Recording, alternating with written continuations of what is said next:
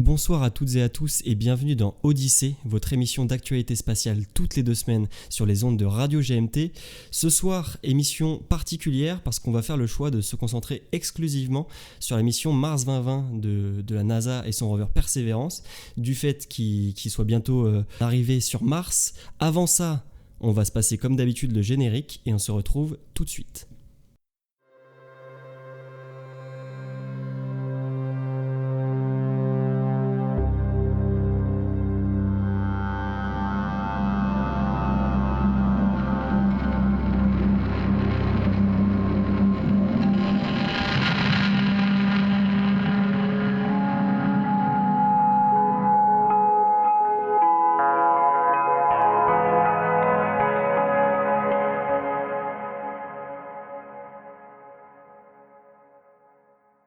Et nous revoici donc après le générique. Alors qui dit émission exceptionnelle dit équipe exceptionnelle.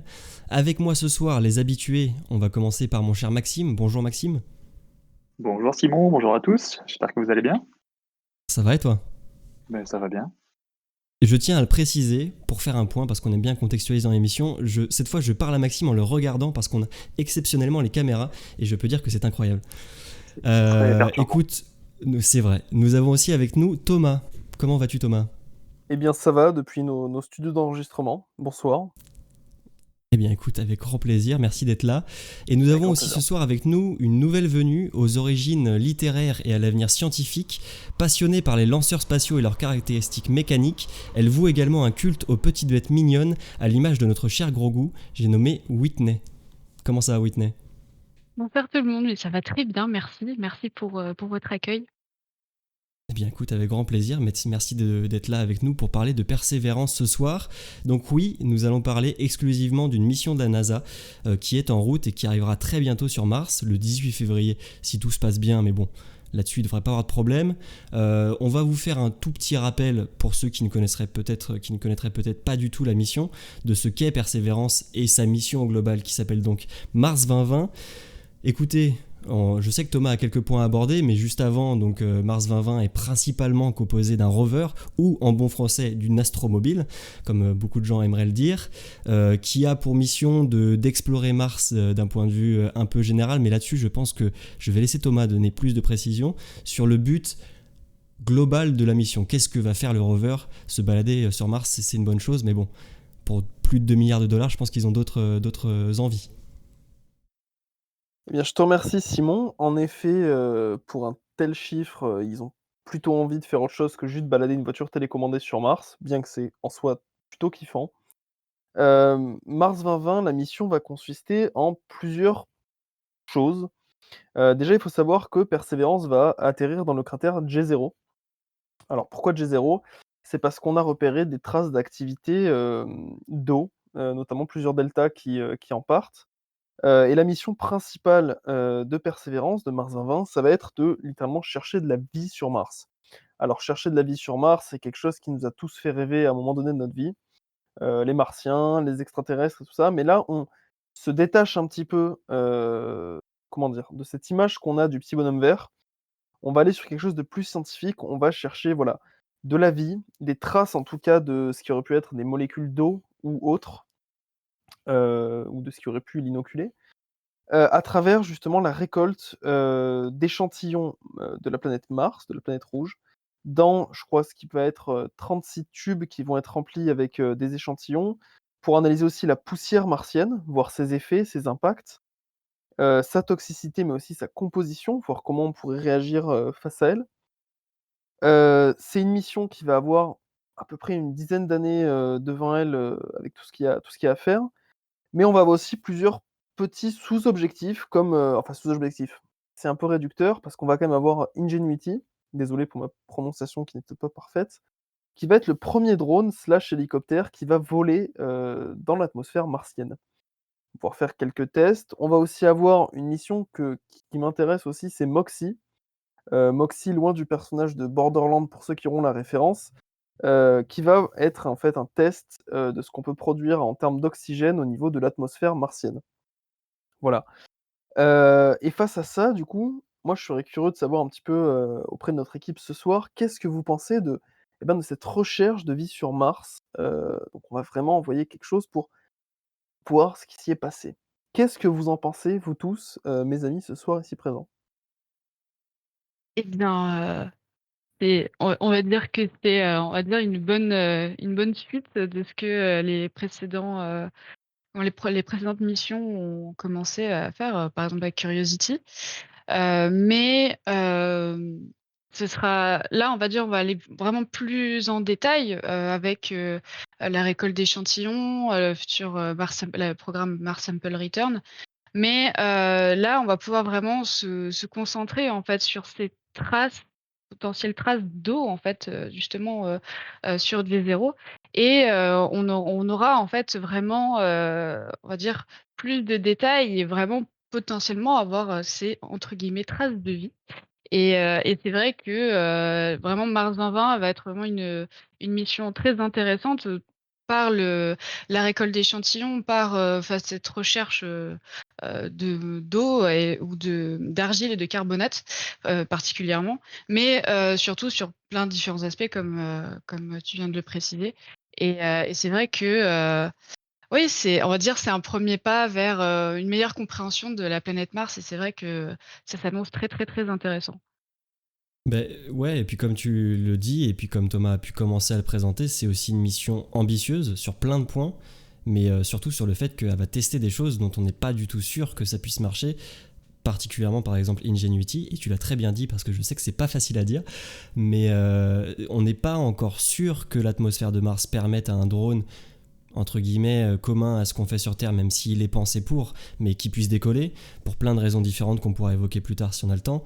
Mais après, à côté de ça aussi, juste la volonté de ramener des échantillons sur Terre, certes de la Lune on l'a fait et beaucoup, on a ramené plusieurs centaines de kilos de terre, de roches lunaires, mais c'est quand même beaucoup moins loin et c'est une logistique qui est très différente. Donc d'avoir cette volonté sur un ensemble de missions, mais je sais que Maxime reviendra dessus plus tard dans l'émission, donc on va pas développer plus que ça, on en reparlera plus tard, mais c'est quand même pas rien. Et puis il y a plein de choses qui font que déjà atterrir sur Mars, c'est pas donné à tout le monde, il y a eu beaucoup d'échecs, donc on espère bien entendu que Persévérance réussira comme ils le veulent, mais bon, ils ont fait plein de choses, ils ont mis plein de choses en place pour que ce soit le cas, mais c'est quand même, moi ce que je retiens vraiment de cette mission-là, c'est que c'est vraiment audacieux de la part de la NASA de se lancer dans un projet comme celui-ci, parce que mine de rien c'est un projet sur des dizaines d'années, et moi ça me hype, c'est sûr, mais j'ai envie de garder toutes mes réserves au cas où il y a quelque chose qui marche pas comme il faut ou quoi, mais déjà c'est un très très beau projet selon moi.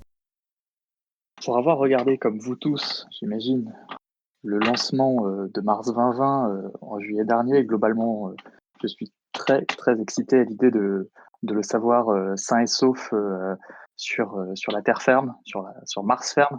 Et, euh, et ouais, j'ai très, très hâte, comme le dit Simon aussi, avec quelques peurs quand même, hein, parce qu'on ne sait jamais. Il me semble que c'est 40%, 44% de toutes les missions qui ont été envoyées sur Mars ont été un succès. Donc il y a quand même un gros, un beau taux d'échec, hein.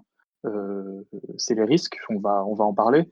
Euh, mais oui, c'est exceptionnel, encore une fois. Ça n'arrive pas tous les jours. Et là, on sent qu'on tient des objectifs qui poussent notre regard vers le futur avec cette recherche de vie, comme j'aime à le dire, cette recherche potentiellement de vie passée aussi. Parce que je trouve que le terme vie passée, on le comprend un peu mieux aussi ce qu'on pourrait rechercher, puisque on cherche pas forcément des organismes vivants, on cherche des traces d'une vie qui a pu être ou qui peut être. Mais grosso modo, c'est comme si on faisait de l'archéologie un petit peu en fait. Alors avec Persévérance en elle-même, on va pas chercher enfin logiquement, à part énorme surprise, mais bon, la communauté scientifique, je pense, en est à peu près sûre, on va pas chercher des traces de vie qui peuvent être encore aujourd'hui. Ce qu'on soupçonne avec Mars, et on en avait déjà parlé dans une émission précédente, ça serait dans des lacs souterrains, avec des sources d'eau éventuelles, alors d'eau ou de gadou, comme on avait aimé dire, je crois, pendant cette émission. On ne sait pas, mais sur la terre ferme qui sera accessible à Persévérance pour cette mission-ci, c'est des traces de vie qu'on cherche. Mais c'est vrai que c'est important de le dire parce que souvent, dans les médias un peu plus classiques, disons, pas forcément spécialisés, ils vont présenter ça comme une recherche de traces de vie sans préciser que voilà, on se base sur des choses qui ont pu être vivantes, disons, il y a plusieurs milliards d'années. Donc, bon, ou centaines de millions d'années. Donc c'est quand même une recherche très différente que celle des petits hommes verts, comme pouvait le dire Thomas. Mais bon. Écoutez, je sais pas si... Ouais, c'est vrai que tu l'as rappelé, le lancement était en juillet, on l'a pas dit. Donc lancement le 30 juillet, après de nombreuses péripéties, mais on y reviendra sûrement plus tard. Ce que je vous propose, c'est qu'on fasse un petit point, tu as commencé à l'aborder Whitney, sur en quoi Persévérance c'est la descendance d'autres missions, et en particulier sur Curiosity, si jamais tu veux nous en parler un petit peu.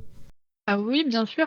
Alors, on peut dire que, Persévérance, c'est un peu le Curiosity 2.0, hein, parce que, en fait, on reste sur la même base, en fait, de rover ou d'astromobile, comme tu as précisé, Simon, tout à l'heure. En fait, on reste sur les mêmes dimensions. En fait, en vrai, d'extérieur, on pourrait croire qu'on pourrait les confondre, en fait, tous les 2, Persévérance et Curiosity, parce qu'on garde les mêmes dimensions, on garde, la même, comment?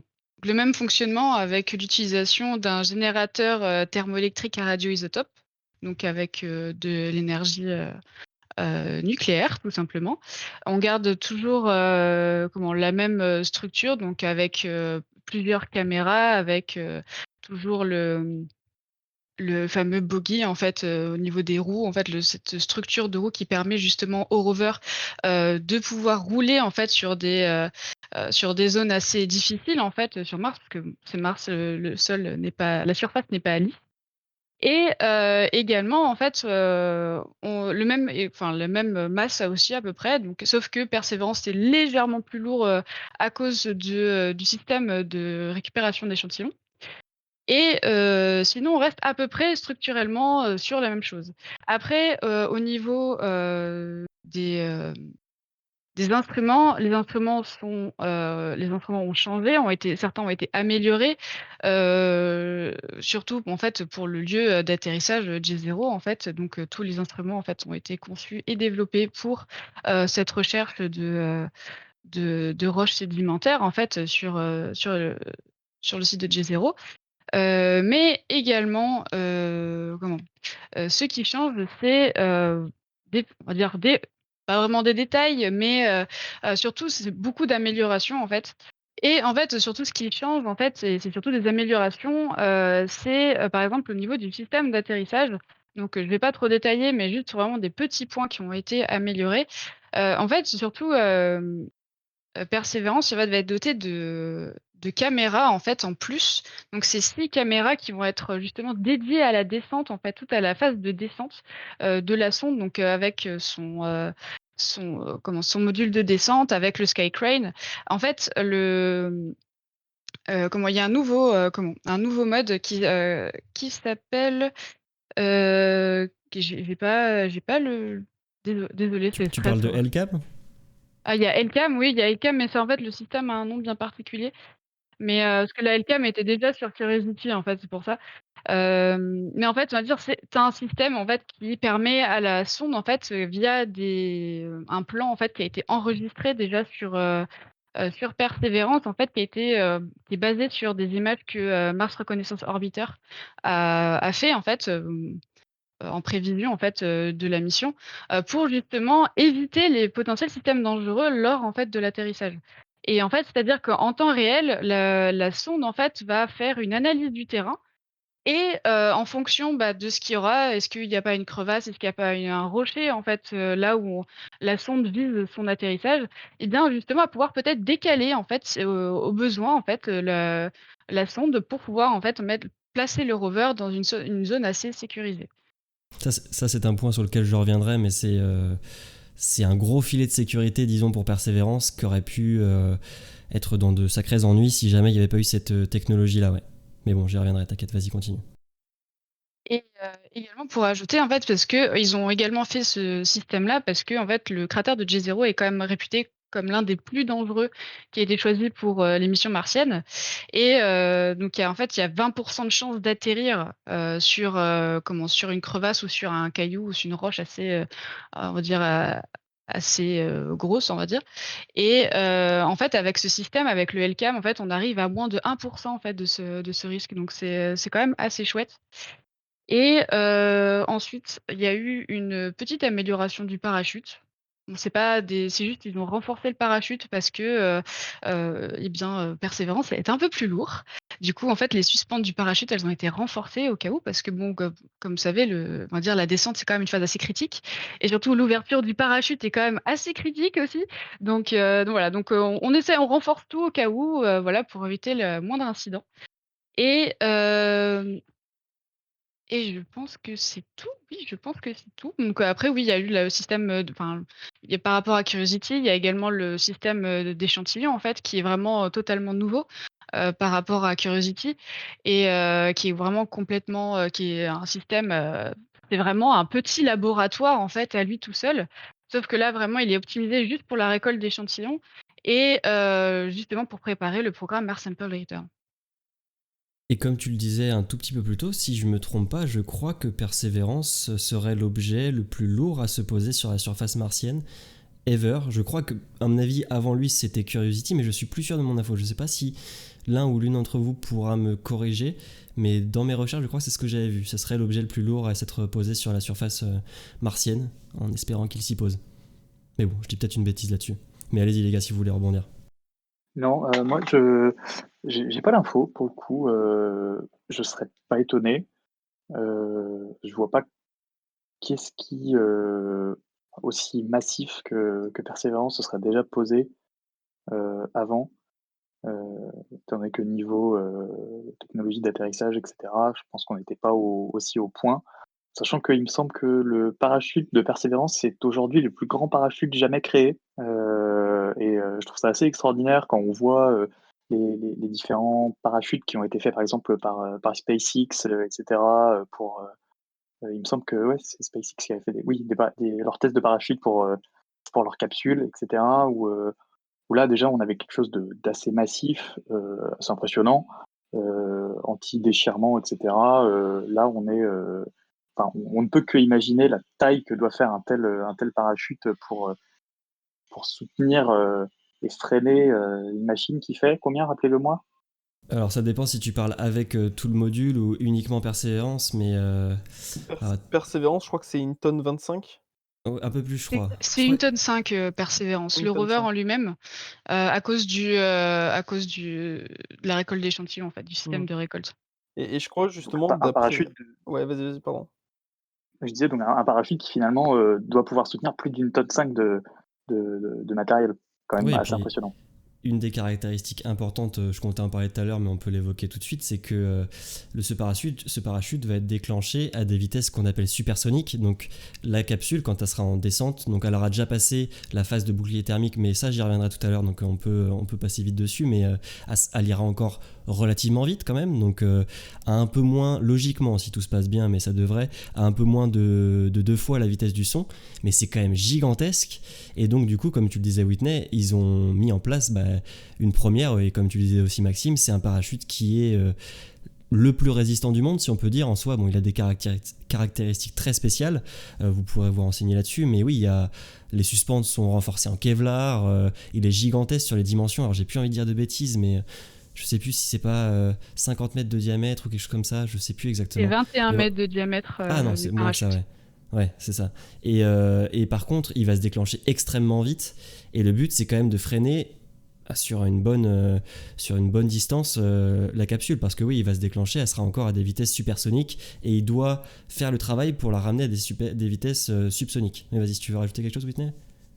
Non, j'allais préciser, en fait, la vitesse d'ouverture est de 2 secondes, en fait. Ouais, Vraiment juste pour, préciser que oui, c'est vraiment très, très rapide et oui, donc voilà, c'est quand même là, c'est une ouverture maximum, à Mach 2,2 et en fait, Curiosity, en fait, le parachute s'était ouvert à Mach 1,7. Donc en fait, ouais. on voit que là, ils ont prévu, on va dire, ils ont prévu assez large pour, éviter qu'il y ait le moindre souci. En général, c'est ce qu'on fait. Et oui, tout à l'heure, en fait, c'est le parachute sera situé à 50 mètres de la capsule. et il fait pas 50 mètres de diamètre. Donc il y a quand même une marge de sécurité qui est prise, et comme tu le disais, logiquement on pense que ça devrait s'ouvrir à peu près sous les mêmes vitesses que Curiosity, mais un point qui est important à rappeler et qu'on n'a pas fait pour le moment, c'est que oui, pour ceux qui ne savent pas, toute cette séquence, sur laquelle je reviendrai d'ailleurs plus tard dans l'émission, est entièrement automatisée.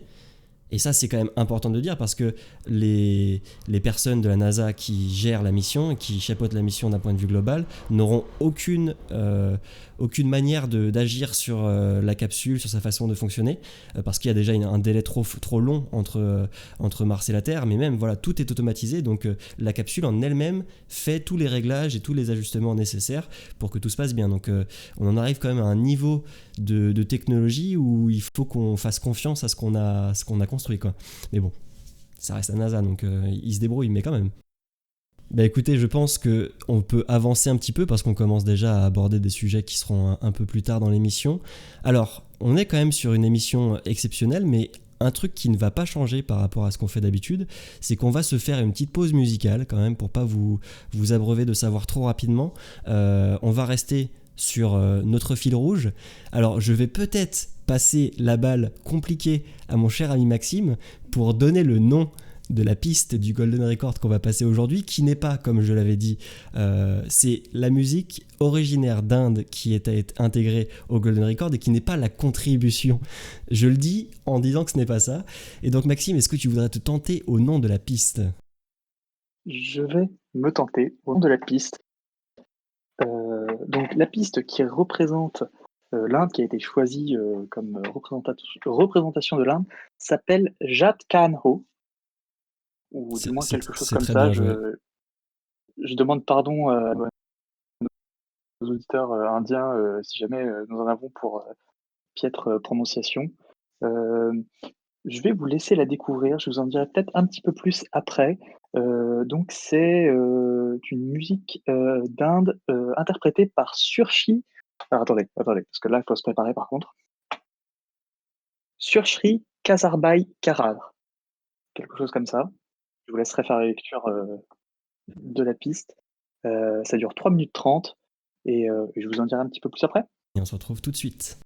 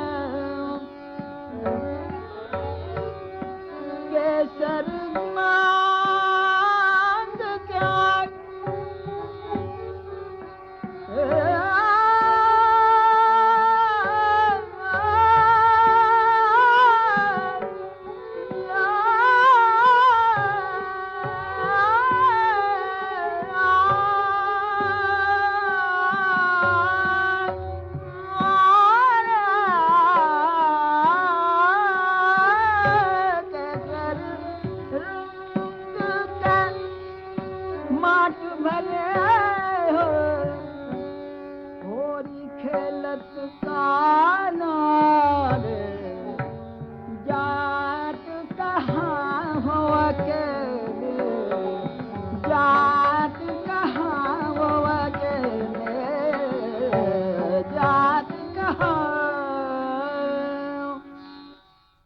Et donc, c'était Surshri Kazarbai Kerar avec le morceau Jat Kahan Ho. Merci. J'ai travaillé ma prononciation pendant les 3 minutes 30 du morceau. Franchement, respect. Merci. Alors, à savoir que donc ce morceau, en fait, à la base, moi, je voulais essayer de vous trouver un petit morceau du Golden Record qui matchait un petit peu la saison, puisque comme nos auditeurs le savent, comme vous le savez, pour nous, ça va être bientôt la Saint-Valentin. Pour nos auditeurs, la Saint-Valentin sera tout juste passé.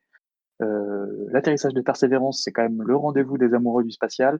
Malheureusement, je n'ai pas trouvé de morceau, on va dire, de love sur le Golden Record. Carl Sagan en avait décidé autrement. Cependant, je trouvais que ce morceau collait quand même vachement bien à la situation, puisque son nom, Jad Kahan-ho, veut littéralement dire où êtes-vous, voyageur, globalement. C'est quand même un beau morceau qui colle à l'espace.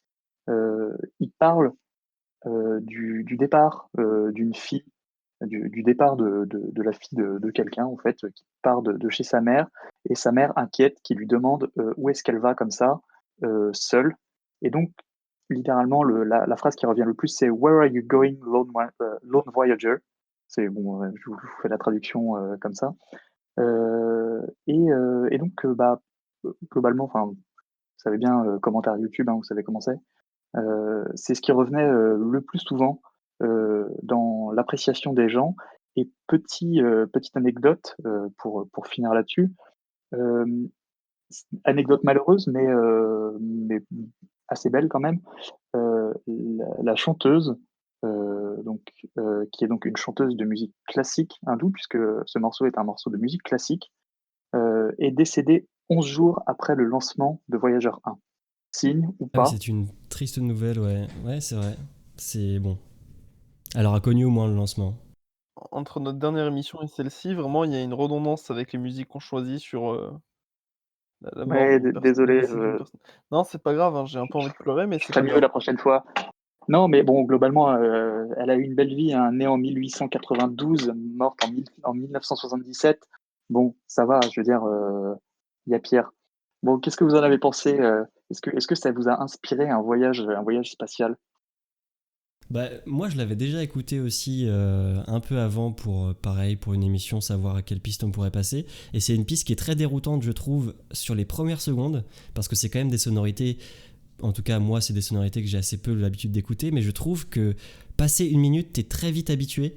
Et quand t'en fais une écoute attentive, c'est envoûtant, j'ai un peu l'impression, c'est hypnotisant presque, tu vois, mais je trouve ça, personnellement, je trouve ça beau. C'est des sonorités, encore une fois, qui sont relativement dépaysantes, mais c'est aussi ce qu'on cherche dans la musique, donc moi, ça me convient très bien. J'ai le même sentiment, en fait, ce dépaysement, qu'on ressent, en fait, au fil de la musique et c'est vrai que, ouais, au début, enfin, pareil, c'est vraiment très, très déroutant, mais au final, je trouve ça il y a un côté très relaxant, très, paisible, en fait et c'est vrai, il y a un petit côté, ça rappelle un petit peu le côté, de l'espace, du voyage un peu spatial qui peut enfin, on a un côté un petit peu léger, un petit peu paisible, en fait et honnêtement, même si, oui, on n'a pas trop l'habitude d'écouter ce genre de sonorité, c'est vrai que ça reste vraiment très, très agréable les paroles en fait enfin, sont très, très fidèles, on va dire également de la sonde en fait Voyager 1, il me semble, et c'est vrai qu'il part en fait dans l'espace, enfin après notre système solaire donc oui, c'est vrai que, voyage toute seule, dans l'espace, donc c'est vrai que ça se porte très bien. Ouais, non, c'est vrai que c'est moi, tout simplement, je trouve que c'est le genre de musique qui te tu fermes les yeux, ça te transporte littéralement, dans la culture d'un autre pays. Tu y es, en fait. Ça t'emmène ailleurs et c'est littéralement ça aussi l'espace. C'est que tu fermes les yeux, tu t'imagines les étoiles, tu t'imagines les planètes. C'est comme un rêve de gosse et bah, cette musique, c'est un peu ça. C'est ça qui me plaît bien, c'est que tu fermes les yeux et tu es transporté. Voilà. Pour rebondir sur ce que vous disiez, précédemment, mais ouais, j'aime bien comme ça transparaît. Après, je suis content que tu nous aies un peu expliqué, l'histoire de cette musique parce que clairement, mon indien est un peu rouillé et j'ai rien piné à ce qu'elle disait, mais non, c'est très beau. Merci pour cette belle Non, découverte. mais de rien. Et pour le coup, c'est vrai que donner un petit peu de background au morceau était assez important. C'est des choses qu'on n'a pas forcément eu l'occasion de faire sur tous les morceaux qu'on a passés. Certains ont eu plus de difficultés à trouver de l'info. Là, pour le coup, il y en avait beaucoup. C'est une chanteuse qui a été reconnue en Inde et qui a été vraiment, on lui a voué un culte. Et non, c'est une belle chanson avec un double message derrière et ça collait vraiment bien. Ouais, je pense que tu as totalement raison. À l'avenir, le plus que possible, on essaiera de vous donner un petit peu de contexte sur les pistes parce que ça apporte quand même quelque chose. Et puis bon, c'est une triste nouvelle que d'apprendre qu'elle est morte quelques jours après le lancement de Voyager 1, mais au moins elle a eu connaissance, contrairement à d'autres artistes, que ces musiques seront aujourd'hui, pour l'éternité presque on peut le dire, en train de dériver dans l'espace interstellaire. Et c'est quand même peut-être une des plus belles consécrations pour un artiste, en tout cas moi je le considérerais comme ça. Mais merci beaucoup Maxime de cette proposition et de ces éléments d'histoire et de contexte. Je vous propose qu'on dérive un petit peu et qu'on continue le sujet de notre émission. On va vous parler forcément d'une des choses que vous avez peut-être entendues au sujet de Persévérance, que sont ce qu'on appelle les 7 minutes de terreur. Alors, qu'est-ce que sont les 7 minutes de terreur ? Alors c'est un petit peu approximatif comme nom, mais en gros ça explique ce que va être la rentrée atmosphérique et la phase d'atterrissage de la sonde, parce que c'est vrai qu'on va quand même être un petit peu tous terrifiés à serrer les dents pour être sûr que la sonde atterrisse bien. Alors pour détailler un petit peu et aller plus loin que juste ce nom un petit peu accrocheur comme on peut le dire, qu'est-ce que ça va être l'arrivée de Persévérance donc sur Mars le 18 février ? Parce que Maxime, c'est vrai, a fait un point là-dessus, mais je le rappelle, nous enregistrons actuellement le 12 février. L'émission vous sera diffusée le 16, donc ce sera quelques jours avant l'arrivée de Persévérance qui sera le 18. En gros, donc là, Persévérance est encore actuellement sur le chemin pour Mars, avec ce qu'on appelle son module de croisière, en train de tourner sur elle-même dans ce qu'on appelle une phase de barbecue, c'est joliment dit, pour en gros limiter l'exposition aux rayons du soleil, donc à la fois au changement de température et aussi au niveau des radiations. Cette phase-là va se terminer à environ 10 minutes avant l'arrivée sur Mars, enfin en tout cas le début de cette phase de rentrée atmosphérique comme on appelle ça, parce qu'à ce moment-là, la sonde va se séparer de son module de croisière, qui lui va aller s'échouer sur Mars à quelques centaines de mètres, voire kilomètres de là où va se poser Persévérance. À partir du moment où ça sera séparé, la sonde va arrêter de tourner sur elle-même, parce que c'est pas très pratique, vous en conviendrez, pour bien mesurer la façon dont on veut rentrer dans l'atmosphère martienne. À 8 minutes avant la rentrée dans l'atmosphère, on va larguer, en fait, Persévérance la sonde a ramené avec elle des masses de tungstène, si je dis pas de bêtises, je crois, vous me corrigerez, c'est ça, ouais, de tungstène, avec elle pour bien équilibrer la sonde, mais avant de rentrer dans l'atmosphère, il y en a 2 qui vont s'éjecter, donc d'une masse de 75 kg chacune, donc 150 kg de masse, qu'on peut appeler de la masse morte, parce qu'en fait c'est de la masse qui sert à rien à part ça, et c'est quand même dingue de se dire ça, quand on sait le prix que ça coûte d'envoyer des kilos de quelque chose dans l'espace. Mais donc elle va se libérer de ces masses-là pour s'orienter un petit peu, pour rentrer dans l'atmosphère pas complètement droite, parce que sinon, pour ceux qui connaissent un petit peu, ça ferait chauffer trop durement le bouclier sur une seule surface, et donc avec ces masses éjectées, elle va commencer à rentrer dans l'atmosphère martienne, ce qu'on appelle donc la rentrée atmosphérique, ce qui est un des moments les plus critiques, disons, de sa phase d'atterrissage. On peut quand même dire qu'après environ 80-85 secondes de rentrée atmosphérique, le bouclier thermique prendra une température d'environ 1000 degrés, donc c'est pas négligeable, et on atteindra aussi à peu près normalement la vitesse maximale de la sonde et la charge maximale qu'elle va prendre, qui sera d'environ 12,5 G, ce qui, si on pense à un petit astronaute dans cette capsule au cas où on ferait des missions habitées, serait quand même pas négligeable du tout. Donc voilà, c'est une rentrée déjà sous bouclier qui est pas anodine. Donc on considère la rentrée à partir de 125 km d'altitude, mais bon, ça c'est un petit peu un détail. Ce bouclier thermique quand même pèse la modique somme de 440 kg, donc c'est loin d'être négligeable sur le poids de la sonde. Il est fait sous un matériau, ce que j'ai trouvé drôle, qui s'appelle, le nom de ce matériau c'est du pica. ce qui est relativement mignon, je trouve, c'est drôle. Et il faut savoir que cette rentrée atmosphérique sous bouclier va représenter 99% du freinage de la sonde environ. Donc c'est ce qui fait la majorité du boulot. Donc c'est aussi là, faut pas que ça foire entre guillemets. Et après cette phase-là vient la phase dont on a déjà parlé un petit peu, qui est la phase de parachute. Donc quand on arrivera à des vitesses environ égales à 2 fois la vitesse du son, normalement un peu en dessous. Et c'est là aussi que vont rentrer en scène les 6 caméras dont tu as déjà parlé, Whitney, et dont 3 qui seront là pour filmer le déploiement du parachute, ce qui est quelque chose d'exceptionnel, parce que Curiosity, tu peux peut-être me corriger directement, mais je crois qu'il n'y en avait qu'une qui filmait le déploiement et a filmé à très peu d'images par seconde, où là on aura vraiment des images à 30 ou 60 fps, je crois. Il y en avait une, c'est ça totalement. Et alors, je n'ai plus le détail des images par seconde. Je crois que c'est mieux en tout cas. Ah oui, de toute façon, ce sera toujours mieux sur Persévérance, ce sera toujours mieux au niveau des caméras et de la résolution aussi. Et alors, sur certaines caméras, je crois qu'on monte jusqu'à 20 mégapixels en tout cas, et en couleur. Alors que Curiosity, alors pour la descente, je crois elle était en couleur, mais je peux dire une bêtise. Mais on va dire que toutes les caméras de Curiosity, de toute façon, étaient majoritairement en noir et blanc, à part certaines caméras mais du rover lui-même. Mais oui, ce sera toujours mieux, et en fait, on permettra d'avoir de belles images. Par contre, même s'il y a 6 caméras lors de la descente, ces images-là ne seront pas retransmises en direct. En fait, on espère avoir ces images quelques jours, voire même des semaines après l'atterrissage. Ce sera entre guillemets au bon vouloir de la NASA. De toute façon, tout va être rendu public, hein, toutes les images des missions de la NASA, donc des rovers Curiosity et Perseverance, sont publiques, donc on va être mises à disposition sur leur site. Mais en fait, il faudra juste attendre le délai que Persévérance en fait transmette ces images-là et qu'elles soient traitées par la NASA tout simplement. Et même un point qu'on a rapidement abordé, une différence avec l'atterrissage de Curiosity, c'est que pour l'atterrissage de Curiosity, la NASA avait les informations presque en direct, entre guillemets, en comptant bien sûr le délai de la vitesse de la lumière entre Mars et la Terre. Mais là, dans le cadre de Persévérance, différence, le satellite qui opérait cette connexion directe, entre guillemets, entre la sonde et la Terre ne sera pas disponible en fonction des orbites, etc.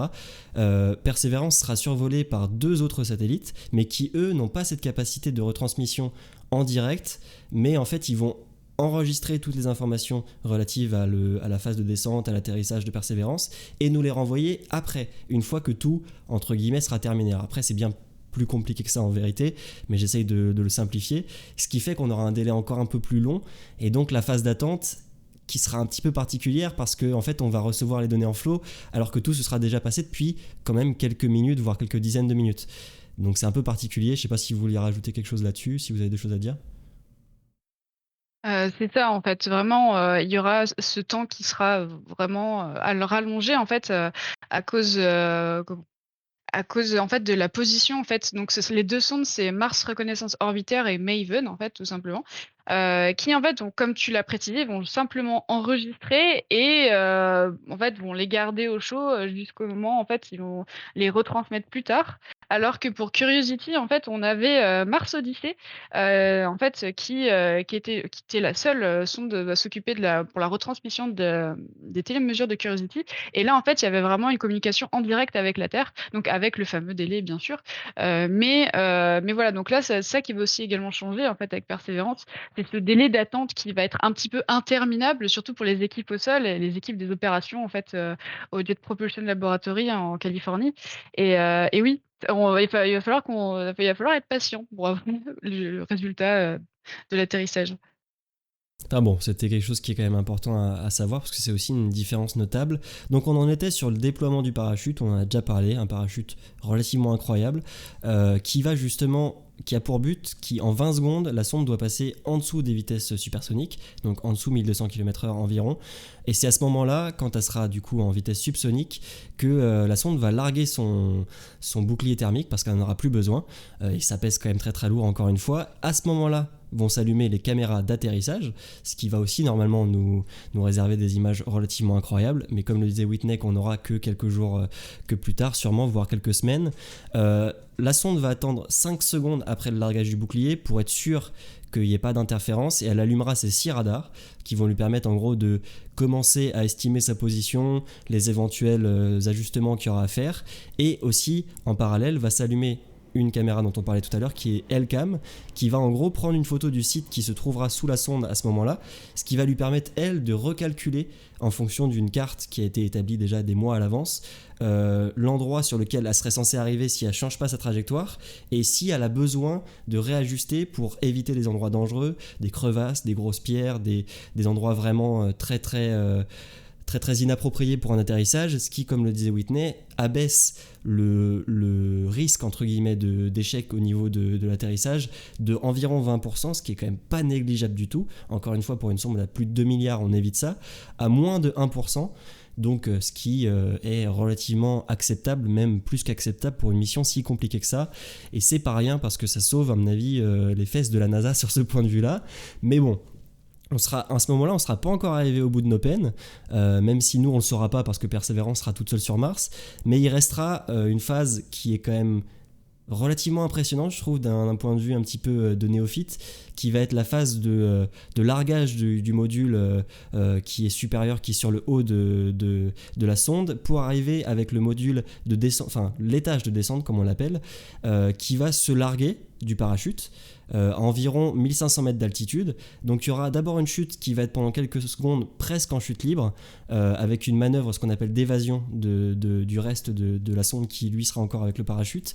Après ça, il y aura 8 moteurs qui sont les moteurs du module, enfin de l'étage de descente, excusez-moi, qui vont s'allumer et qui vont pousser pour essayer d'annuler déjà ce qu'on appelle la vitesse horizontale, donc c'est-à-dire la dérive de la sonde.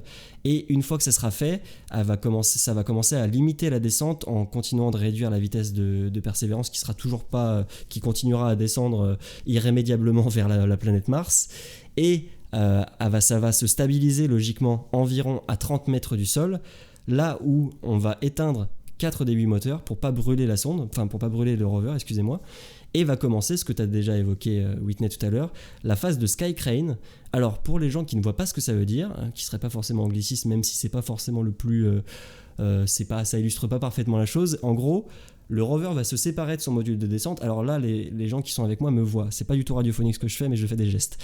Va se séparer de ce module de descente, enfin cet étage de descente qui lui restera à 30 mètres pour le moment, et va descendre sous de longs câbles, sous 3 suspentes aussi, longues de 7 mètres, pour s'éloigner justement de cet étage. Et le tout va continuer de descendre tout doucement à une vitesse qui est de l'ordre de, je crois, quelques dizaines, je crois que c'est 70 cm par seconde, je sais plus exactement, peut-être que vous pourrez me corriger sur ça, mais va descendre très doucement jusqu'au moment où le rover, enfin les roues du rover, vont toucher le sol. Et à ce moment-là, donc il y a des capteurs partout qui nous indiquent que le rover a touché le sol. Cet étage de descente va rester à 7 mètres au-dessus. Le rover Perseverance va couper les 3 suspentes qui le relient au rover, à l'étage de descente, et aussi le câble électrique qui le permet de toujours communiquer l'un avec l'autre. Et cet étage va dire ok, c'est bon, ça a coupé, j'attends quelques secondes pour vérifier. Moi je vais partir, je vais mettre pas plein gaz tout de suite, mais je vais m'écarter du rover et après je vais mettre plein gaz et je vais me cracher à quelques centaines de mètres plus loin. Et là on arrivera à un moment crucial qui va être le moment où Perseverance va dire est-ce que je bouge ? Est-ce que je bouge plus ? Si elle bouge plus, c'est commencer de bon signe, et elle va commencer à attendre quelques secondes pour faire des checks et savoir si sa position est bien stable, est-ce que tout est ok. Et c'est là où, quand on commencera à recevoir ces données-là, on pourra commencer à souffler, mais ça ne sera pas fini. Il faut faire ce qu'on appelle la sécurisation du rover, les vérifications, etc. Mais c'est en gros les 7 minutes de terreur qui sont résumées. Et là, moi, déjà, je vous fais une synthèse un peu compréhensible, je l'espère, de ce que c'est, mais il faut savoir que ça sera beaucoup d'étapes très complexes qui vont nous amener à être posés sur Mars avec un rover qui fait plus d'1 tonne, après toutes les péripéties que je vous ai amenées. Donc vous, qu'est-ce que ça vous évoque ? Est-ce que ça vous fait peur, ou est-ce que vous avez totale confiance en l'automatisation de tout ça, quoi ? Alors, je me permets de prendre la parole en premier. Globalement, Je pense que tu as mis un petit peu plus de 7 minutes pour nous expliquer tout ça déjà. C'était J'en suis très désolé. non, non, non, non, ne t'excuse pas, c'est juste pour faire un petit comparatif avec la vraie durée de 7 minutes. Globalement, en fait, j'ai déjà peur presque. Je, je flippe. Voilà. Je- Mon Dieu, il y a tellement de choses. J'en tremble complètement. Mais c'est quand même beaucoup d'étapes et grosse pression. C'est là que je me dis que je suis content de ne pas être à la place des équipes parce que, mon Dieu. Ouais, et puis de te dire que tu peux rien y faire, quoi. Enfin, c'est ça qui est très très compliqué, mais vas-y, Whitney, vas-y. Non, ouais, non. Pas Whitney, du Oui, coup, Thomas, oui, mais excuse-moi, Thomas, excuse-moi. Je me suis trompé dans le Discord, disons. pas mal. Mais non, ouais, c'est vrai que ça fait vraiment flipper. Surtout que, bon, la technologie aujourd'hui, de ça, c'est quelque chose qu'on programme. Surtout là, on parle pas de juste en radio réveil, quoi. On parle de, mine de rien, un rover, un lancement qui a été programmé par des agences spatiales qui sont hyper performantes, qui coûtent super cher. Et c'est vrai que, comment dire, il y a des calculs qui sont faits, il y a beaucoup de choses qui sont anticipées. Mais ça n'empêche que moi, sur la technologie, j'ai un point de vue un peu pragmatique et on sait que le moindre petit aléa le petit événement aléatoire qui n'aurait pas pu être prévu, qui peut arriver, peut littéralement tout foutre en l'air. Et c'est vrai que t'as pas osé le dire tout à l'heure, mais moi, je serre les fesses, quoi. Je serre les fesses face à, ces 7 minutes de terreur où on ne va rien contrôler, où tout va reposer, sur des calculs qui ont été faits des mois, voire des années à l'avance, où tout va reposer sur, l'autonomisation de cet appareil qui va devoir s'autogérer pendant ces 7 minutes, de l'angoisse. Et c'est vrai que, bah, il y a tellement d'enjeux derrière que ça fait flipper, mais quand on voit que, je vais faire un gros raccourci, hein, pardonnez-moi, mais quand une simple box internet, parfois, on n'arrive pas à la faire fonctionner correctement alors qu'on a 2 boutons à gérer dessus, on se dit: «Putain, mais ouais, moi, ça me fait peur». Ouais, comme dit Maxime, moi, je sue. Je suis déjà en stress. Voilà. Heureusement que c'est pas des personnes comme nous qui sommes à la charge de ce genre de mission, hein. On dira, Je heureusement que ne ce sont des professionnels qui gèrent ça. Ouais, Même je si ne je suis très bon technicien internet, je suis pas sûr que c'est mais du coup, quelconque impact. j'en profite pour rebondir et donner la parole à Whitney, cette fois-ci. Merci Simon.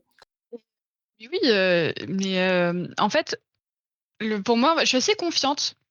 Je suis assez confiante parce qu'on l'a déjà fait, en fait. Enfin, ils l'ont déjà fait, déjà. Et on va dire que ça a déjà été fait, mais on va dire une des étapes que vraiment je flippe, où vraiment il y a moyen que, il y ait «petits bugs» entre guillemets ou que ça ne réponde pas, c'est au moment du déploiement des parachutes. Parce qu'ils ont changé en fait, le système en fait des déploiements des parachutes. En fait, avec Curiosity, les parachutes s'ouvraient à une certaine vitesse et une certaine altitude. En fait, dès que en fait dans la phase de commande lui disait: «Bah, c'est bon, tu es à telle hauteur, telle vitesse, tu peux ouvrir ton parachute». Là, attention, la capsule en fait va, entre guillemets «attendre le meilleur moment» pour atteindre la cible en fait. On va dire le plus proche, en fait se rapprocher au maximum du site d'atterrissage pour déployer son parachute.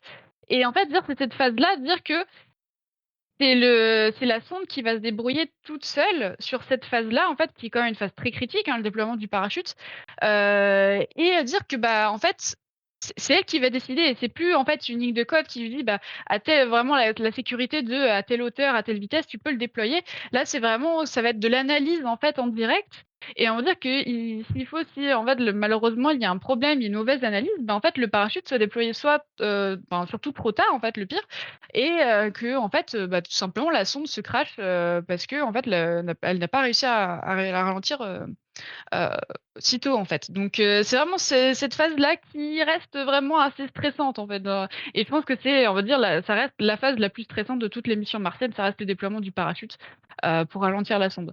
Donc ouais, mais sinon, je suis assez confiante vu que bon le Sky Crane, on sait que ça a déjà marché, mais bon, on sait jamais, hein. C'est sûr que ça reste toujours, on est quand même, on pilote ça depuis la Terre donc c'est pas rien et on peut pas vraiment modifier en direct, la moindre commande envoyée, vers le rover donc ouais, ça reste quand même assez stressant.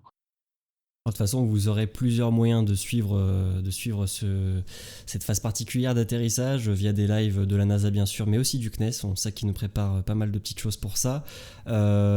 On pourrait en débattre longtemps, je pense, de ce sujet-là, oui. Je vois Whitney qui fait plein de signes parce qu'elle va y participer en partie. Et on pourrait discuter de ça plus longtemps, je pense, mais je vais passer la parole, et on y reviendra plus tard si on le veut, à Maxime, qui lui va nous parler de ce que sera la mission Persévérance, en prenant en compte que bien sûr tout se passe bien, et on l'espère tous.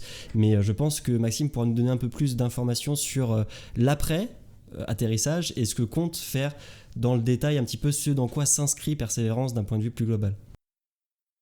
L'après, on en a déjà un petit peu parlé, hein, on l'a évoqué, MFCR, tout ça, c'est des petits mots qui reviennent, qui sont revenus dans l'émission déjà. En fait, tout simplement, pour faire simple et pour essayer de faire simple, Persévérance s'inscrit dans un programme de retour d'échantillons qui s'appelle Mars Sample Return. Euh, donc, Mars 2020, avec le rover Persévérance, c'est donc le premier lancement d'une série de 3 qui sera suivi normalement à l'été 2026 par 2 autres lancements américains et européens, puisque Mars Sample Return est un programme américano-européen, européano-américain, bon, c'est comme vous voulez. Chacun prend Et son parti pris, ouais. oui, oui. Et donc globalement, ces 3 lancements qui vont s'étaler jusque donc en 2026 pour les lancements, mais l'ensemble de la mission sera normalement clôturé en 2031, début 2031, si d'après ce que mes dernières informations. Et globalement, ce que j'appelle la clôture du programme Mars Sample Return, c'est le retour d'échantillons martiens sur Terre, puisque pour faire simple, les 3 lancements ont plusieurs objectifs. Donc c'est atterrir. Ici, atterrir, on parle de persévérance. Collecter. Collecter les échantillons, on est toujours avec notre très chère persévérance. Les stocker. Les stocker, donc persévérance a la capacité de collecter ces échantillons, les mettre dans des tubes à essai, si je peux appeler ça comme ça, les sceller et les laisser sur le sol.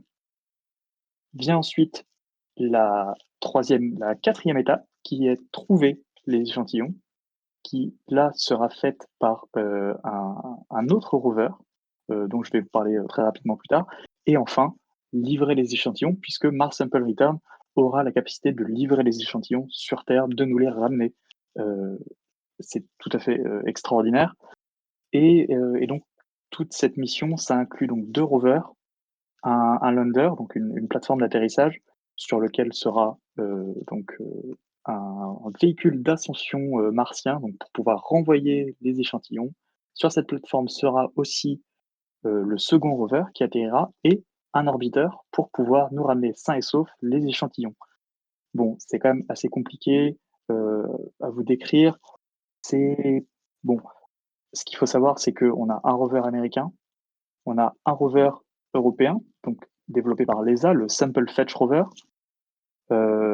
La plateforme de lancement donc comprend un système de lancement martien qui sera le premier, puisque ce sera la première fois qu'on tente de ramener des échantillons martiens sur Terre.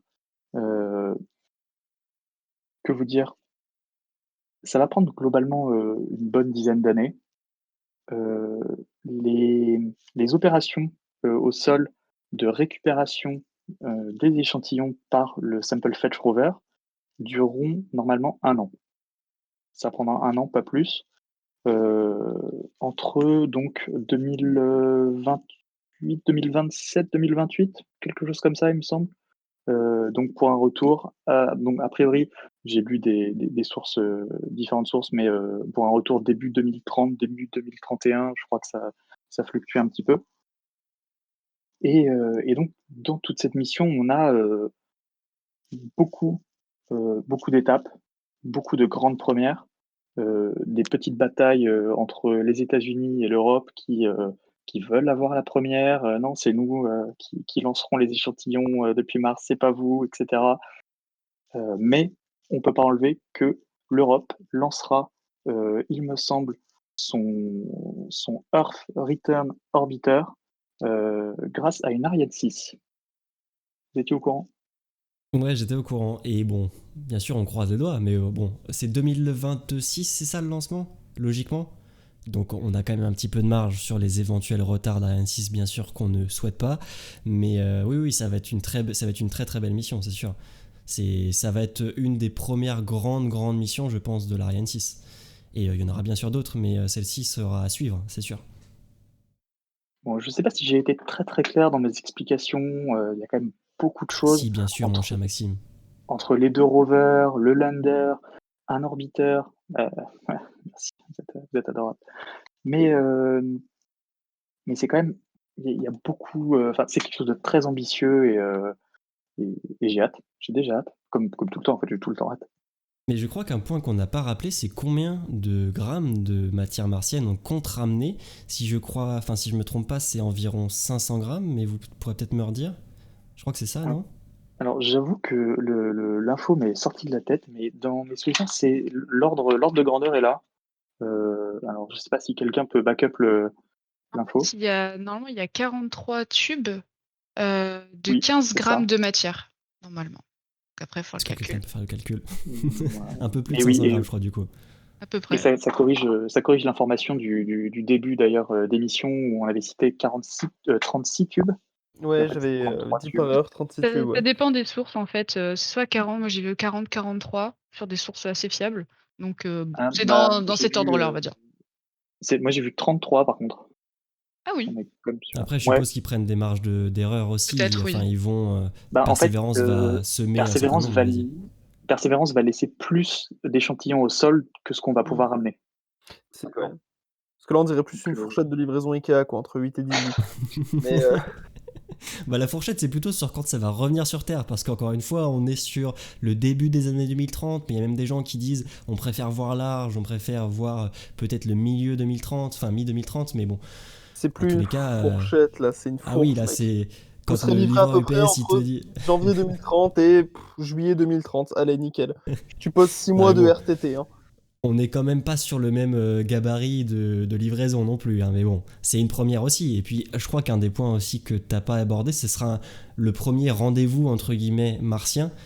Parce que ça sera pas un rendez-vous comme on peut l'entendre autour de la Lune entre deux modules et autres, mais en gros il y aura quelque chose qui repartira de Mars et qui devra être capté par l'orbiteur, donc qui est ERO, c'est ça, Earth Return Orbiter, si je dis c'est pas de ça. bêtises.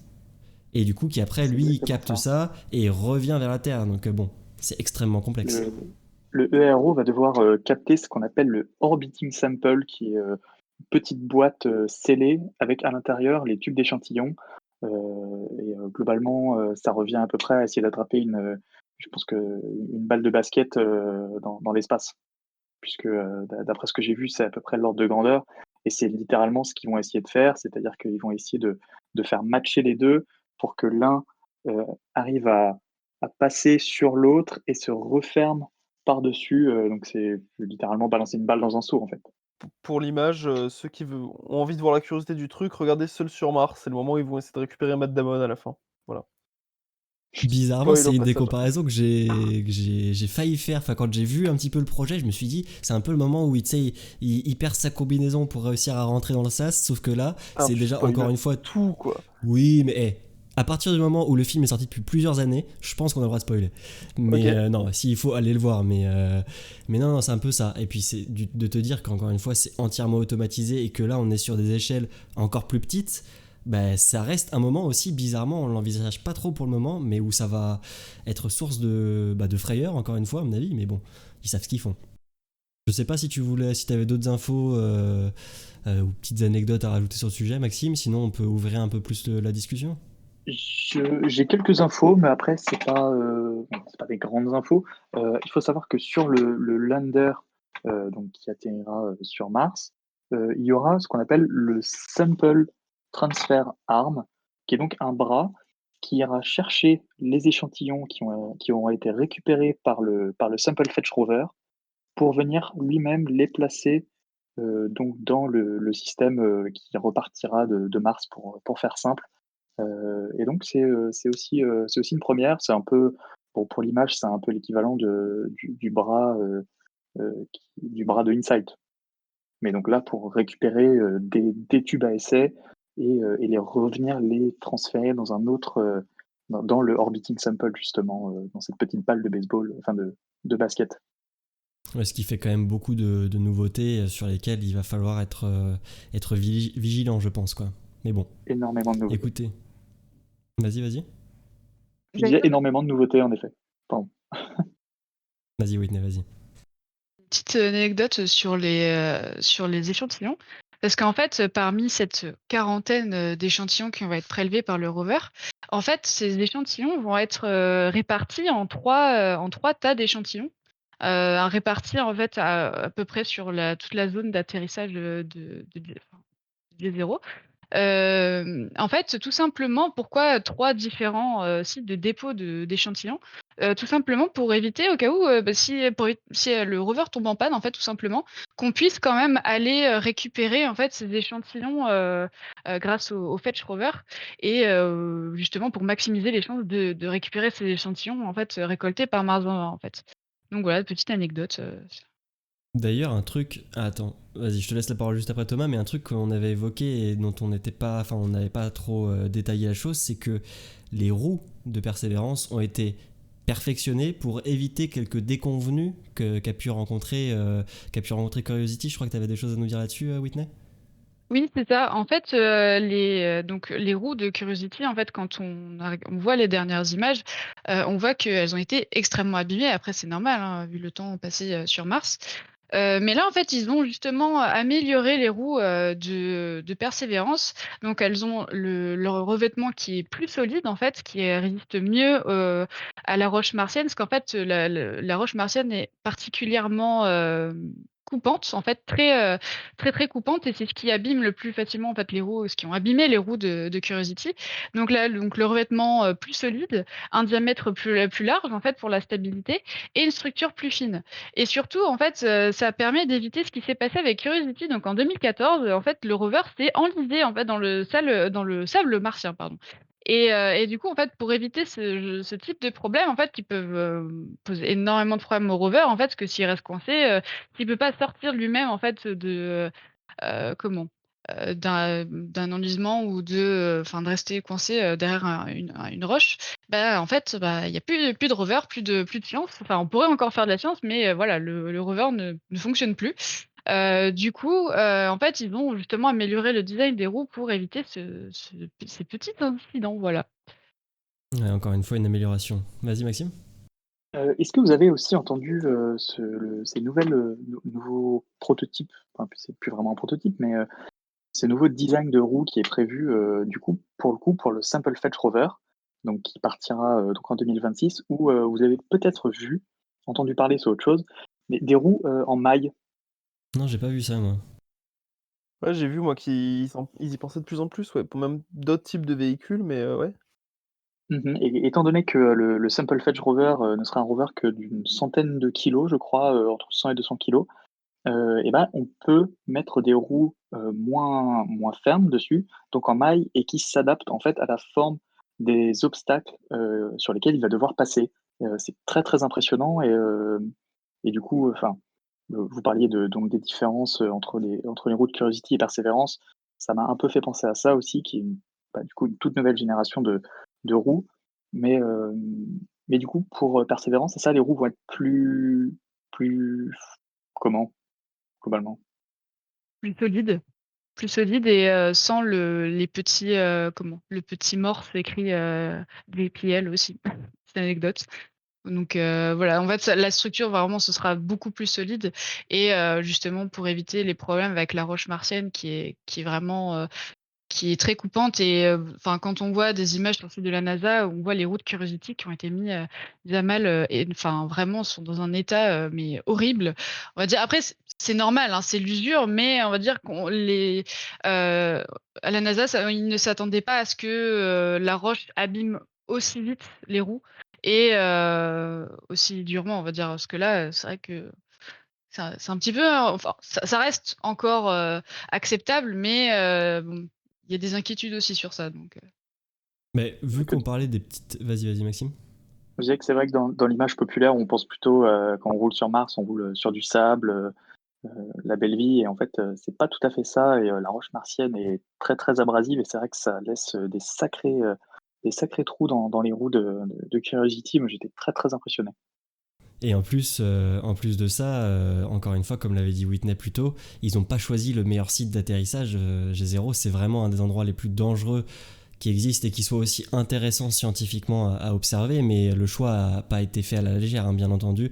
Ils ont pesé les pour et les contre, mais du fait, encore une fois, que c'était un ancien lac stagnant, enfin permanent, et qu'il rencontre plusieurs deltas de rivières, ça peut être hyper intéressant du point de vue des recherches d'éventuelles traces de vie passée, mais c'est quand même un pari pas petit quoi de choisir cette difficulté en contrepartie de justement faire des renforcements sur plein de points qui nous permettent d'être un peu plus tranquille. Mais ouais, du point de vue des petites anecdotes, je suppose que vous en tout cas vous savez que le nom de Persévérance a été choisi, enfin il y a eu un concours en gros pour trouver le nom du rover qui ne s'appelait pas encore Persévérance.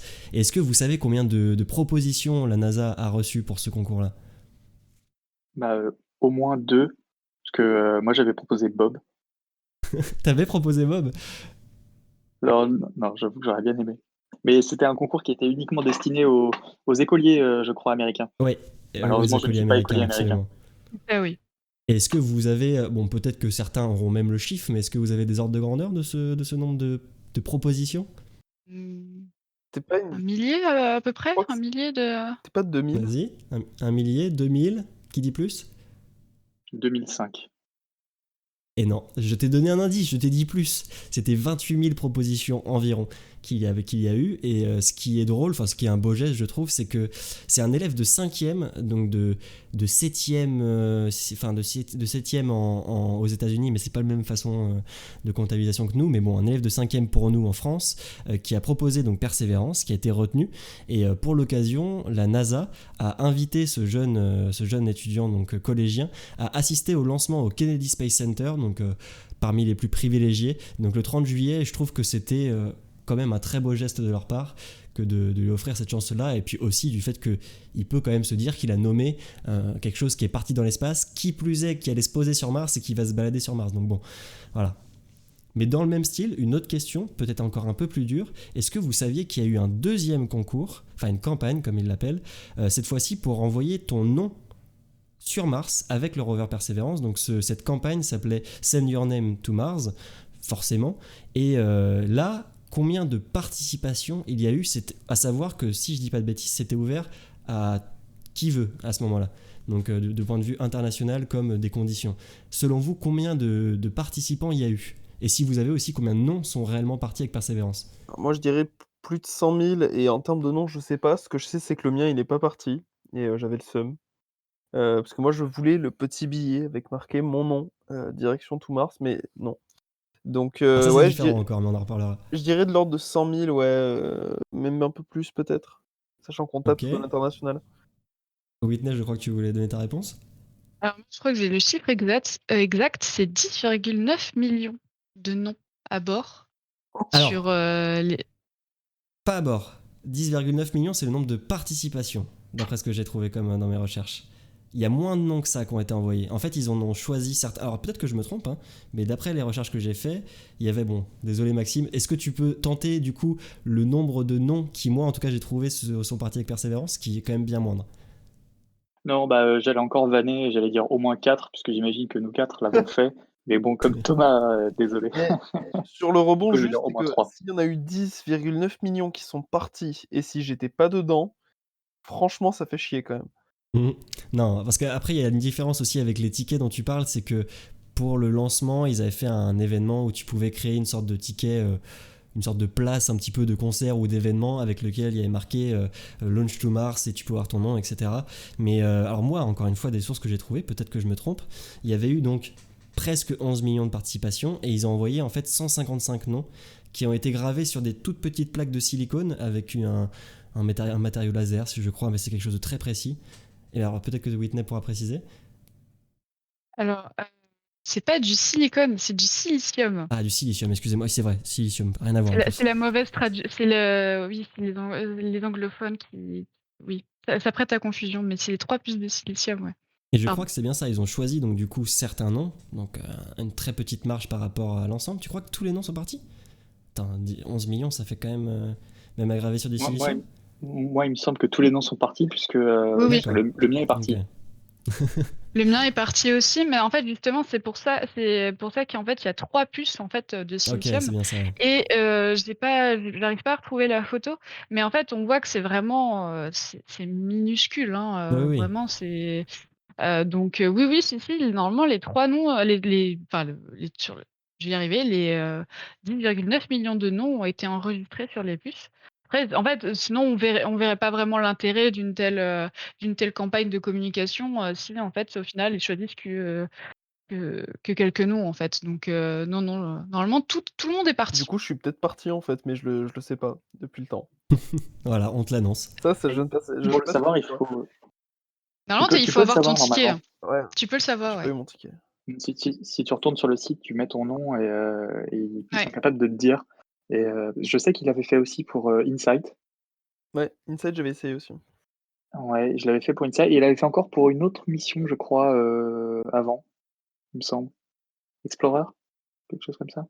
Je sais Oui, Plus. plus du tout, mais oui, il y avait une mission avant, ouais. ouais. Et donc, ils vont encore le refaire, puisque sur le site, il y a encore un quatrième voyage possible. Donc, j'invite tous les auditeurs à rester aux aguets pour envoyer leur nom sur Mars à la prochaine ouverture de l'embarquement. Un dernier point. Vas-y, Thomas, tu voulais rajouter quelque chose? Ouais, non, moi, mais c'est plus une ouverture de pensée, de réflexion pour nos auditeurs. Parce qu'il y a un sujet qu'on n'a pas encore abordé durant toutes les émissions Odyssée, je crois, à regret d'ailleurs. Mais on va envoyer beaucoup de choses sur Mars. On a envoyé quand même pas mal de choses sur Mars. Et qu'en est-il du respect du traité de l'espace, qu'on a très peu abordé jusque-là? Vous ne le voyez pas, mais je suis en train de me prendre la tête dans les mains. Thomas, Non, Je mais l'ai vu venir à des kilomètres, à ouais, des mais kilomètres. non, mais c'est vrai, pour les auditeurs qui ont suivi les émissions précédentes sur lesquelles on a beaucoup parlé de tout ça, moi, c'est un vrai axe de réflexion sur lequel j'ai un peu de curiosité par rapport à ça, tous ces échantillons, tous ces rovers, ces missions et ça, est-ce que justement avec ces missions plus récentes et tous les débats qu'il peut y avoir autour de, justement, ce traitement des déchets, comment ça va être un petit peu géré, autour de la contamination, des traitements de déchets? Surtout qu'on va sur Mars, on y amène un peu plus de choses, donc voilà. Petit point de réflexion, comment ça va être géré tout ça, tout ce bordel qu'on va envoyer, tout ce merdier qu'on va envoyer sur place, comment on va un peu le gérer une fois que les missions seront finies? Voilà, ça c'est juste une piste de réflexion sur un sujet que je trouve on n'avait peut-être pas assez abordé, encore jusque-là, qui est le traité de l'espace. Voilà, c'est tout pour moi. De toute façon, on n'aborde jamais suffisamment le traité de l'espace. C'est vrai que Merci je me mec. suis posé la... De rien. Je me suis posé la question tout à l'heure quand on parlait donc des 7 minutes de terreur, de comment ça allait fonctionner, et quand vous disiez que il y a toute une partie qui, une fois que Persévérance sera détachée, va s'assurer que Persévérance est bien détachée et va ensuite aller se cracher plus loin. C'est les mots qui ont été utilisés. Moi, ça m'a un petit peu chiffonné. C'est surtout ça. Donc, je me suis dit, bon, ok, on va sur Mars, c'est quand même super cool, mais on peut quand même pas s'empêcher de laisser des conneries derrière nous, en fait, puisque globalement, une fois que ça se sera craché, Oui, donc je disais, ils vont quand même lâcher des pains de tungstène et autres matières, différentes qui vont plus ou moins se désagréger, plus ou moins, se détériorer ou non et mais en tout cas qui vont se poser là, littéralement. Donc comment ça va être un petit peu géré, en termes de déchets, de contamination, tout ça pour les prochaines missions ou même juste pour l'image que ça va renvoyer? Ouais, moi, c'est une question, je trouve, qui mérite un petit axe de réflexion. Voilà, une petite ouverture pour nos très chers, et doux auditeurs. ben, je suis bien de cet avis. En ce qui concerne toujours le traitement des échantillons martiens au retour sur Terre, pour tout ça, il y a une procédure qui est mise en place d'isolement des échantillons, etc., de traitement, et que je vous invite enfin, sur laquelle je vous invite à aller vous renseigner, où vous trouverez de nombreux articles, etc., dont sur le site du CNES, un très bon article écrit par mes soins, qui vous expliquera un petit peu plus en détail. il peut pas s'en empêcher, hein, c'est pas possible. Non, j'ai pas pu. Et c'est plus simple à introduire comme ça. Et C'est vrai. qui vous expliquera un petit peu plus en détail le processus utilisé, le type de laboratoire qui va accueillir les échantillons, etc., etc. J'ai entendu, instant promo. D'ailleurs, j'en profite, n'hésitez pas à vous rendre, très prochainement sur la page horizon.actu, notamment mercredi prochain, pour un petit point, un petit article pas piqué des hannetons sur persévérance. Voilà, et j'en ai profité pour caler aussi la petite expression désuète de Pas l'émission. piquer des hannetons, ouais. Ouais. Écoute, instant promo, vas-y Whitney, si t'as envie, hein, voilà, tout le monde en profite. Qu'est-ce que t'as comme actu autour de Persévérance, par exemple? Oula. Alors, beaucoup de choses. Enfin, eh bien, alors j'ai pas idée de faire mon taux de promo, mais bien, en fait, j'ai prévu donc sur ma chaîne Twitch donc 2 émissions bien particulières l'une de l'autre. Donc mardi prochain, donc alors c'est le mardi, mercredi 16, pardon. Mercredi 16, en fait, donc une soirée que j'ai appelée Chronique martienne, où en fait avec mes collègues de PocScience, nous allons parler en fait de sujets assez, divers, mais tout autour de Mars. Donc il y aura de la littérature, du dessin, de la technique, de l'histoire mélangée à de la science-fiction et en fait, chacun va pouvoir raconter notre petite chronique en fait, mais toujours dans le thème de Mars tout simplement. Et ensuite, eh bien, le jeudi 18, j'ai prévu donc une émission en direct, de l'atterrissage, de Persévérance sur Mars et normalement, je serai accompagnée d'une invitée. Donc je ne l'annonce pas encore parce que c'est pas totalement officiel, mais voilà, normalement, ça devrait être bon et donc voilà et donc oui, ça va être une semaine assez chargée, une semaine très martienne, mais vraiment, j'ai vraiment hâte de vivre ça avec ma communauté, vraiment ça va être très chouette, voilà. Eh bien écoute, alors je corrige juste, je crois que c'est le mercredi 17 du coup que tu auras le live. Et tant mieux parce que l'émission sera diffusée le mardi 16, donc les gens pourront venir te suivre à ce moment-là. Et de toute façon, voilà, vous avez plein de sources pour aller encore plus loin que ce qu'on a essayé de vous présenter aujourd'hui parce que c'est...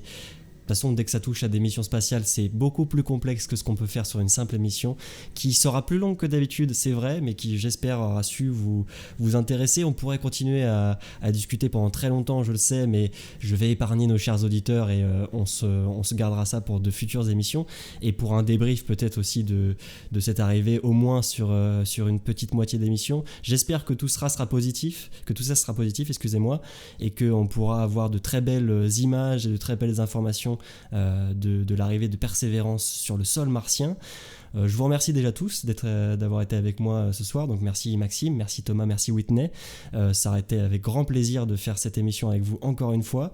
Je vous laisse dire un petit mot de la fin si vous en avez un, et puis après on va clôturer tranquillement, quoi. Eh bien, je commence. Comme à chaque fois, c'était un plaisir de faire cette émission avec vous. Merci à toi, Simon, pour cette animation absolument grandiose, comme à ton habitude. Merci beaucoup, c'est vrai que vous me voyez plus, excusez-moi, j'oublie. Oui, pardon, j'allais vous remercier, vraiment pour votre accueil, alors je m'excuse du stress, que c'était la première fois que j'enregistrais, donc en format podcast. Mais en tout cas, j'ai vraiment apprécié, c'était super chouette et oui, merci beaucoup. Avec grand plaisir. Ouais, merci à vous tous pour ce bon moment de partage. Merci à Whitney pour ta présence, que j'espère on pourra renouveler parce que c'était un vrai plaisir de t'accueillir avec nous. C'est pas de pression, hein, on est sur une émission familiale, je pense, comme les auditeurs commencent à le ressentir. Et puis merci à Simon, merci à Maxime, merci à Thomas pour cette beau passage sur le traité de l'espace qui, je pense, on en a tous besoin un petit peu de temps en temps. Puis voilà, une bonne soirée, puis des bisous. Encore une fois, on vous fait plein de bisous, on vous retrouve très très bientôt. Suivez cet événement spatial, mais suivez aussi le reste de ce qui se passe dans l'actualité spatiale internationale. Je vois Whitney qui nous met des trucs très mignons à l'écran, mais ça vous pourrez pas le voir. Suivez-la sur sa chaîne et ça vous pourrez le voir. On se retrouve dans 2 semaines pour une nouvelle émission dont on vous tisse pas encore le thème, mais on y réfléchit. Et on vous fait plein de bisous et on vous dit une bonne soirée, une bonne journée et à bientôt.